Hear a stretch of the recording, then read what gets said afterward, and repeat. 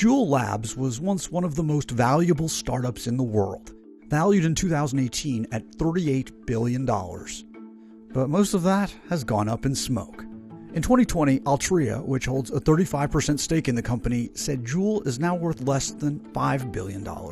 JUUL's been a fascinating story to cover because it rose and fell so quickly. It really turned the tobacco industry upside down overnight. JUUL is fighting for its life, laying off in the past year around 3/4 of its employees. It faces hundreds of lawsuits alleging the company marketed its products to teens. If you think you can come into this county and you can harm our youth and we're not going to fight you back, you're wrong. Its product's popularity with young people has become the liability that's a threat to the company's viability. In 2015, JUUL introduced a new vaporizer. The company was founded by Stanford University graduate students Adam Bowen and James Maloney. Adam and I smoked. We tried to quit and we failed.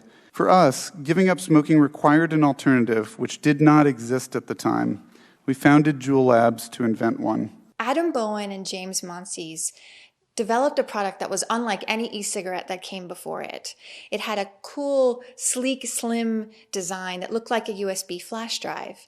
And they were going for an aesthetic like an Apple product. They wanted to have something that was high-tech, cool, that people would want to be seen holding. The secret sauce was also what was inside it. It contained a nicotine salt solution that delivered a really powerful punch of nicotine, but without the throat harshness that you might otherwise expect from an e-cigarette at the time. In 2016, legacy tobacco firms with their similar-looking products led the pack in e-cigarette sales. That year, JUUL sold 2.2 million devices. It was still a small player, but in 2017, that changed. JUUL's sales numbers soared that year, increasing nearly 8-fold. It was available in more and more stores, many convenience stores and gas stations, so that helped propel its growth.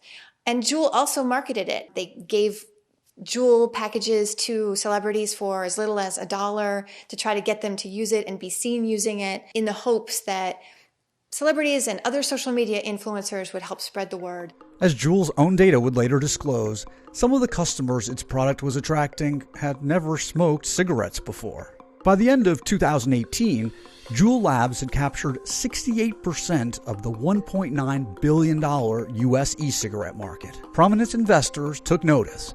A fundraising round that summer brought the startup's value to about $16 billion. But 2018 was also the year JUUL found itself in the crosshairs of regulators. The Food and Drug Administration opened an investigation into JUUL after parents and school administrators sounded the alarm about youth vaping. After 2 decades of declining teen cigarette smoking, a 2018 survey revealed that the share of high schoolers who were vaping had increased significantly. When the regulator in charge of the e-cigarette industry targets your company, that's a big deal. And JUUL took a series of steps that year to try to show that they were taking the problem seriously. The first thing they did was they said that they would work with retailers to ensure that at the point of sale, kids weren't getting access to JUUL and other e-cigarettes. But the FDA wasn't satisfied. It conducted an inspection at the company's headquarters, and the agency threatened to take flavored e-cigarettes off the market entirely because they were attracting underage users. JUUL responded by voluntarily pulling most of their sweet and fruity flavors out of brick-and-mortar retail stores. So those flavors included mango, cucumber, and creme brulee, for example. JUUL also suspended its social media marketing in the U.S. Despite all this, JUUL's valuation soared to $38 billion when Altria, the maker of Marlboro, bought a significant minority stake in the company. Altria wanted to get a piece of the growing e-cigarette market, and Altria's own e-cigarette products were not that successful. Altria got in at an inauspicious moment. After making the nearly $13 billion investment in JUUL, things began to unwind. Rite Aid, the third largest U.S. pharmacy chain, announced it would stop selling e-cigarettes in its stores. In September 2019, JUUL's CEO Kevin Burns stepped down. He was replaced by Altria executive Casey Crosthwaite. That same month, in a blow to the company's overseas ambitions, China, the world's biggest tobacco market, halted JUUL's sales just days after its launch there. And in the US, governors called for immediate bans on all flavored e-cigarettes. Common sense says if you don't know what you are smoking, don't smoke it. At the same time, the entire nicotine vaping industry faced a full-blown PR crisis. New vaping numbers. Illnesses top 1,000 with deaths on the rise. Some patients actually suffered toxic chemical burns to their lungs and airways as if being exposed to a chemical spill. After hospitals throughout the country linked at least 8 deaths to vaping, U.S. health officials urged Americans to stop using any and all e-cigarette products while authorities investigated the cause. The illnesses were eventually linked to marijuana vaping devices containing vitamin E oil, not to e-cigarettes like JUUL. But the damage to vaping's image continued to be felt, and the tsunami of bad news for JUUL continued. JUUL's new CEO halted most U.S. advertising, then stopped all U.S. sales of JUUL's sweet and fruity flavors. State attorneys general across the country sued JUUL for deceptive marketing of its products. JUUL basically took a page from Big Tobacco's playbook by marketing its products in a manner that was appealing to underage youth. In court filings, experts alleged that even though the models JUUL used in its 2015 promotional materials were in their 20s, they appeared in poses and behaviors more characteristic of underage teens than mature adults. Crossweight was grilled by lawmakers for the marketing methods JUUL employed before he arrived. We are focused on combating underage access because I know it puts it all at risk if we don't make progress here. Sir, how do I trust what you say?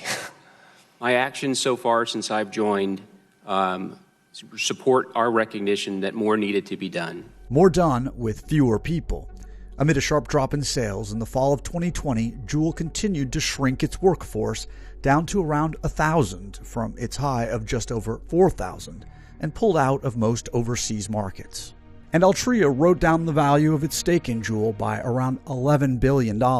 Everything hinges on an FDA review that will determine whether or not JUUL's products can stay on the market or whether they have to come off.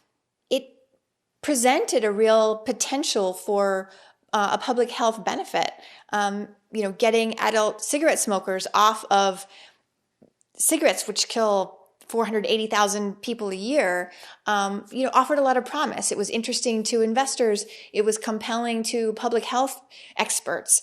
But at the same time, JUUL presented an incredible risk. Federal data now show that youth vaping is decreasing.